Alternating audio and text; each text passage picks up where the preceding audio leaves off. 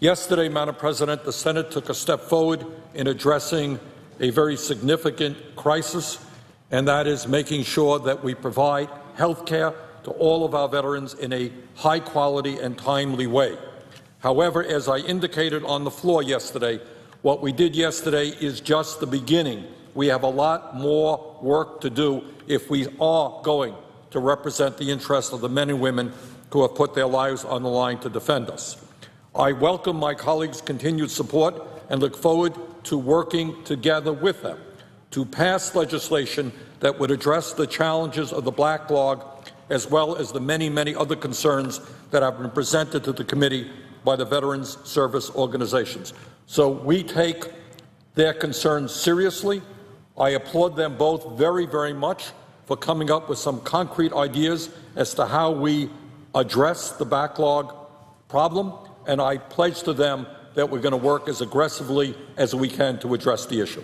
So I thank them both very, very much for helping us on this issue. Madam President, if I might take a few moments to deal with another issue, if that is okay.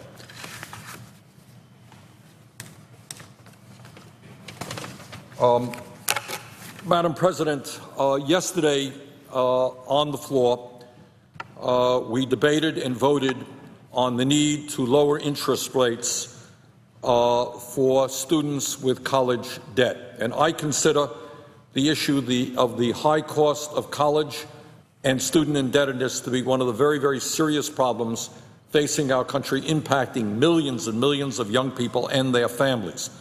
What I did through my website is just ask people from Vermont and around the country to briefly write stories about the impact of college debt on their lives. And, Madam President, what I would like to do very briefly is just read some of the very poignant stories that we have received. I believe we have received now over 700 stories from people all over America who are talking about what the debt, the student debt that they have incurred is meaning to their lives. Let me just very briefly read some of the responses that we've gotten.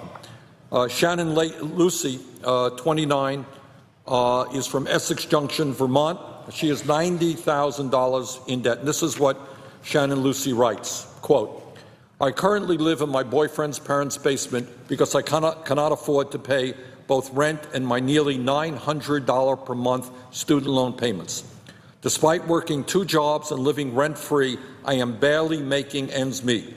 I can't even dream of buying a house or supporting a child.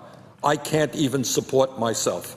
Getting married would mean burdening someone else with my debt, so that's not financially possible either. I thought I did everything right. I thought getting an education was an investment in my future. But now there's not a single day when I don't feel like I'm drowning under this massive load of debt. And the worst part is that even though the President is introducing student loan relief measures because my loans are mostly privately funded, there's still no relief from me." And that's Shannon Lucy of Essex Junction, Vermont. Let me just read a statement that I received from Brittany Holman, who is from Portland, Oregon, who is 29 years of age and is $200,000 in debt. And this is what Brittany writes, quote, "I am scared and I'm desperately in need of help. I'm nearly $200,000 in debt from student loans, all because I wanted to get an education. Was that not what I was supposed to do? I graduated from Syracuse University in 2006, went to Japan for 2 years to teach English, and then came back home to a crashed economy and a bleak job market. Despite my 2 BA degrees from a great university, I had to settle for underemployment in a minimum wage retail job." That's Brittany Holman from Portland, Oregon. Here's Andrew Engelbrecht, 23 years of age, from New Lenox, Illinois, $80,000 in debt. This is what Andrew writes. "It makes me depressed. I have no hope. Nothing will ever get better. I'm scared. I can't go get my master's because my life has already been ruined. I ruined my parents' life. The bank finally was willing to work with us and not take our house. That doesn't mean we can pay the loans back either.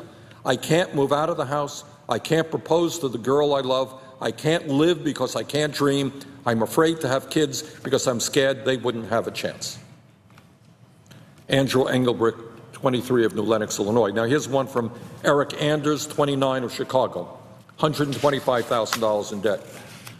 Eric writes, my law school debt is astronomical. It will keep me from being a homeowner for a long time. I believe serious efforts need to be made to reduce the cost of attending both college and graduate school. Here's from Kelly Weiner, 27, from Brooklyn, New York, $134,000 in debt. I went to law school because I wanted to help people and communities who are underserved by the law. I am currently paying back my loans on an income-based repayment plan with a 7.3% interest rate, which means I am not even making a dent in my debt. According to my repayment plan, I will be in my 50s before I get out of debt. Saul Barraza of Littleton, Colorado, $35,000 in debt. This is what Saul writes. I feel like I'm sinking further and further into debt. The interest rate on my loans is eating me alive. I don't believe that I've ever touched the principal on my loans. I simply pay interest and avoid default. I feel that my debt is holding me back from being able to contribute to society. It's a ball and chain that follows me everywhere, me from starting the rest of my life. Lastly, let me read from Dustin Green, 28, of Yukon, Oklahoma, $50,000 in debt, including his wife. Between my wife and myself, we pay over $600 a month for our student loans. I have a good job and can barely afford these payments along with normal bills. After graduation, dealing with each loan company was a task of its own. They do not care if you have enough money to eat, but simply to pay them back. My wife and I are wanting to buy our first home, but with so much of our salaries going to monthly student loan payments, we can't make that step yet. We have both wondered if the yearly income difference with a college education is worth the extra debt. So those are just some of the 700-plus stories that we have heard from young people and their families all over this country about the crushing impact that student debt is having on their lives. Madam President, we have got to address this issue. We have got to make college affordable for all Americans, regardless of income. And I hope that we can do that sooner than later. And with that, Madam President, I would yield the floor. There's some tricky names in this. Witala, Loftusness, Sferlazzo. Mr. President, Madam President, I ask unanimous consent that Casey Scott, Idita Lee, and Douglas Witala grant lawfulness, Betsy Silverstein and Julia Sferlazzo, interns for the Committee on Banking, Housing, and Urban Affairs, be granted privileges of the floor for the session today, June 12, 2014. Without objection. And, Madam President, with that, I yield the floor and note the absence of the quorum.